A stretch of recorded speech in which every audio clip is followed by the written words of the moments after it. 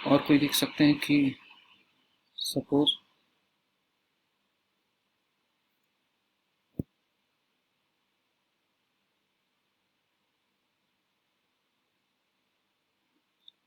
mod of x less than 4। तो इसका मतलब ये हुआ कि mod ऑफ x का आंसर 4 से लेस देन तभी आएगा जब आप x को -4 और 4 के बीच में रिप्लेस करेंगे, तभी इसका आंसर आपका 4 आएगा, लेस देन 4 आएगा। आप ऐसा चाहें तो इसको ऐसे लिख सकते हैं कि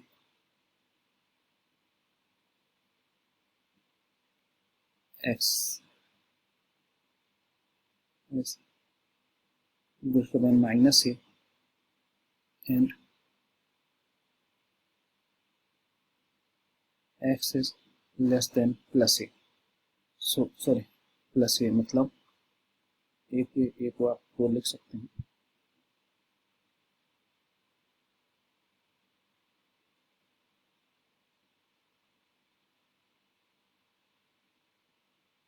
-4 and x is less than 4।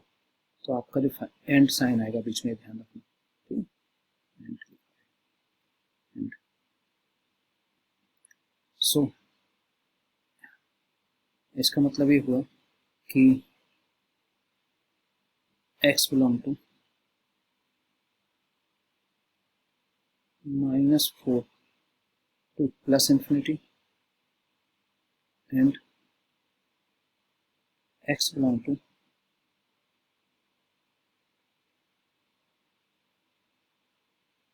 -∞ to 4।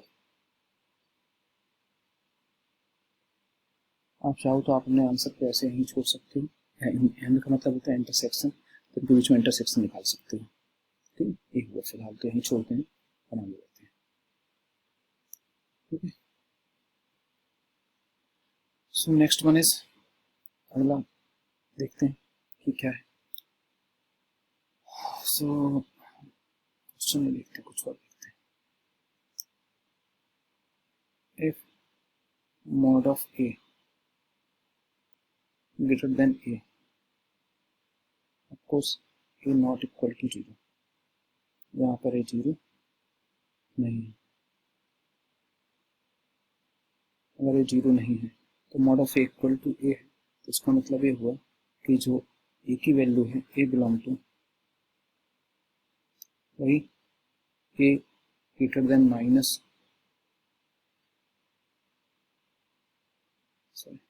a greater than a और a is less than -a, तभी एक्सप्रेशन हुआ। मतलब आप अपने आंसर को ऐसे लिख सकते हो कि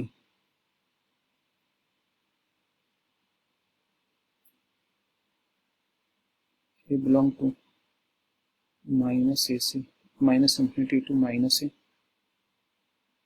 यूनियन ऑफ a टू ∞, ऐसे आप लिख सकते हो। एक क्वेश्चन के थ्रू समझते हैं। जैसे कोई क्वेश्चन है कि if mod of x plus 3 greater than 4,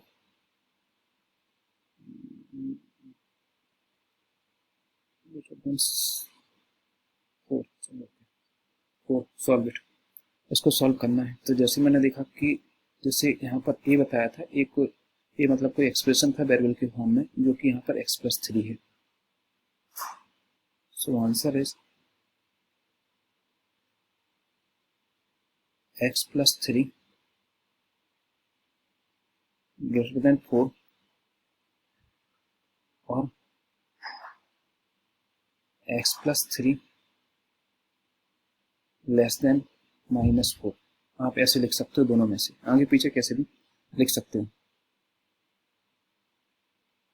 सो ऐसे लिख लेते हैं, x plus 3 लेस देन -4 और x plus 3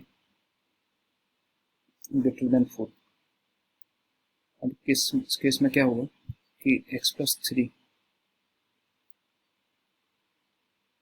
सो x less than -4 -3, x less than -7। इसका मतलब ये हुआ कि x बिलोंग टू -∞ टू -7 और this one is x greater than 4 -3 means x greater than 1। इसका मतलब ये हुआ कि x belong to 1 to infinity. चूंकि बीच में और का साइन है तो दोनों में यूनियन आएगा, मतलब फाइनल आंसर जो आपका एक्सप्रेशन था या क्वेश्चन था उसका जो फाइनल आंसर हुआ वो हुआ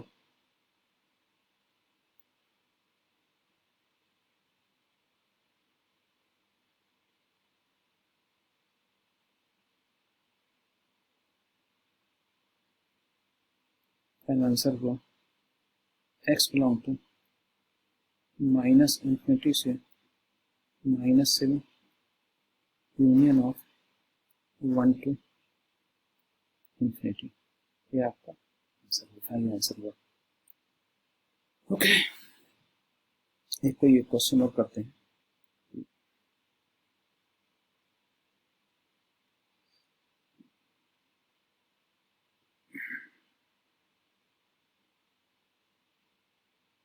नेक्स्ट क्वेश्चन है कि suppose mod of x plus 6 less than 2, इसको सॉल्व करना है। Solve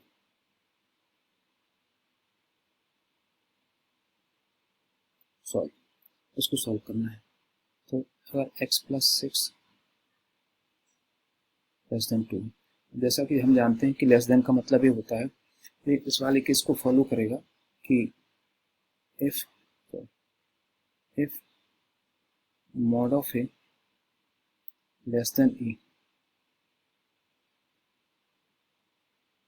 mod of A less than A, तो capital A is greater than -a और स्मॉल a इस वाले केस को फॉलो करेगा, ये जहां पर कोई एक्सप्रेशन है। सो यहाँ पर देखें तो x प्लस 6 मतलब क्या हुआ कि सबसे पहले तो 2 है तो -2 और +2 ले लो, तो x प्लस 6 की जो वैल्यू होगी वो -2 और +2 के बीच में आएगी, -2 और +2।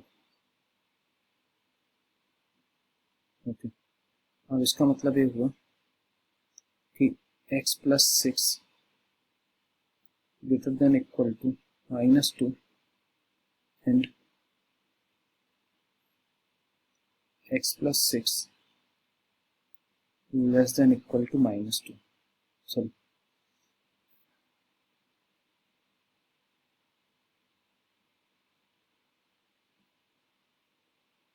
Less than 2। ओके, मतलब x प्लस 6 या तो ग्रेटर देन -2 होगा या फिर x प्लस 6 लेस देन होगा 2 के, दोनों को सॉल्व कर लेंगे। तो ये हुआ x is greater than -8 and x less than -4. So x belong to -8 और x बड़ा है -8 से। अब कितना बड़ा है, कोई किसी से कितना भी बड़ा हो, इनफाइनाइट से तो छोटा ही होता है, तो x is greater than, so x belong to -8 to plus infinity, -8 to plus infinity and यहाँ पर x छोटा है -infinity से, तो कोई किसी से कितना भी छोटा हो, -infinity से तो छोटा नहीं होता है। So x belong to -infinity to -4।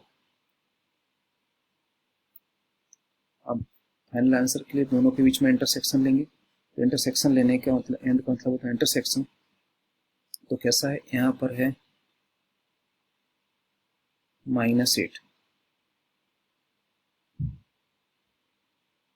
To infinity इस साइड। और सेकंड वाले में केस में है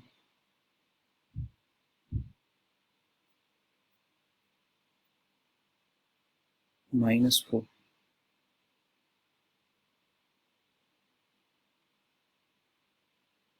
इस पर यहाँ पे होगा इसमें भी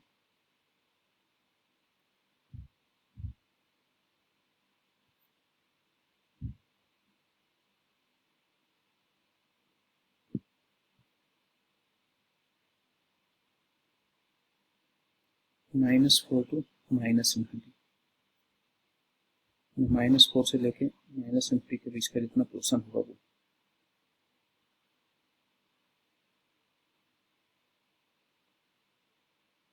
अब इन दोनों में इंटरसेक्शन मतलब कॉमन पोर्शन क्या हुआ, कॉमन पोर्शन हुआ यहाँ से यहाँ तक था, इसमें यहाँ से यहाँ तक, तो ए वाला पोर्शन जो हुआ एक कॉमन है।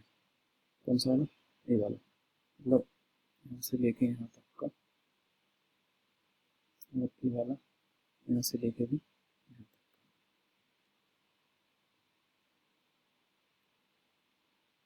यहाँ कहीं -8 हुआ,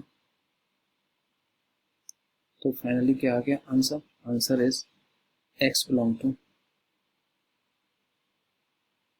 -8 to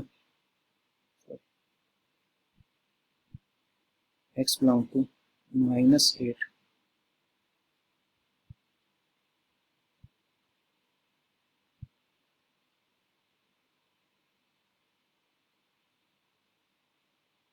to -4।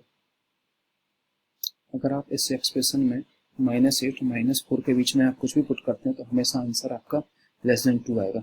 Suppose x equal to -8 put करेंगे, सो -8 -4 के बीच में, तो -7 पुट करेंगे तो -7 plus 6, so answer is -1। -6 put करेंगे सो 0, -5 पुट करेंगे +1। सिमिलरली -4 -5 पुट करेंगे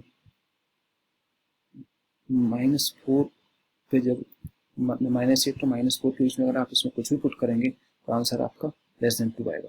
अब यहाँ पर समझने वाली बात ये है, जो इम्पोर्टेंट है कि कभी भी ग्रेटर देन का साइन हो तो हमेशा आपको और साइन आएगा बीच में, मतलब जो दोनों आंसर निकलेंगे उसमें आपको यूनियन लेना है। मतलब एक mod of A greater than small A, ये मतलब कोई एक्सप्रेशन है, जैसा यहाँ पर mod of x+3 greater than 4 था, तो जब मैंने सबसे पहला स्टेप हमेशा आपको ये करना है कि जैसे आपने देखा ग्रेटर देन 4 है तो एक बार x+3 ग्रेटर देन 4 ले लिया और एक बार x+3 लेस देन -4 ले लिया। मतलब x+3 की वैल्यू या तो -4 से छोटी होगी या x+3 की वैल्यू 4 से बड़ी होगी, तभी ये वाली कंडीशन सेटिस्फाई होगी। ये पीछे अपन डिस्कस कर चुके हैं। तो इम्पोर्टेंट ये हुआ कि हमेशा इनके बीच में और लेना है, मतलब इसको इंडिविजुअली सॉल्व किया और फिर इस वाले को इंडिविजुअली सॉल्व किया, फिर इसको इंडिविजुअली सॉल्व किया, दोनों का जो आंसर आया उनके बीच में यूनियन का साइन लगाया और यही फाइनल आंसर है।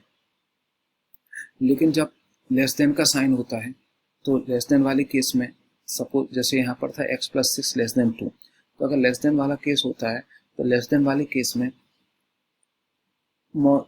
ये वाली कंडीशन सेटिस्फाई होगी, ए वाली कि mod of A less than A है तो कैपिटल ए की वैल्यू स्मॉल माइनस ए से प्लस ए के बीच में होगी, तभी ए वाली कंडीशन सेटिस्फाई होगी, तभी ए कंडीशन होल्ड करेगी या ए इनइक्वालिटी होल्ड करेगी। तो जैसा यहाँ कैपिटल ए है, अपने क्वेश्चन में कैपिटल ए की जगह पर x+6 दिया है, तो मॉड ऑफ x+6 का आंसर 2 से छोटा तभी आएगा, लेस देन 2 तभी आएगा जब x+6 -2 और +2 के बीच में होगा। जब -2 और +2 के बीच में होगा इसका मतलब है कि x+6 ग्रेटर देन -2 होगा एंड x+6 लेस देन 2 होगा। यहाँ पर ध्यान रखना इसमें एंड आएगा। तो दोनों को इंडिविजुअली सॉल्व किया और इनके जो दोनों के आंसर आए उन आंसर में इंटरसेक्शन लिया। अब इंटरसेक्शन मतलब दोनों में जो कॉमन पोर्शन था वो लिया और वही आपका फाइनल आंसर होगा। ठीक है, तो ध्यान रखो कि अगर लेस देन होता है तो एंड का साइन आएगा दोनों आंसर के बीच में या दोनों सॉल्यूशन के बीच में, और अगर ग्रेटर देन आता है तो हमेशा और मतलब यूनियन का साइन आएगा। ये आपको बेसिक याद रखना है। मोस्टली को प्रॉब्लम होती है इस कंसेप्ट में, तो एंड और का कंसेप्ट समझ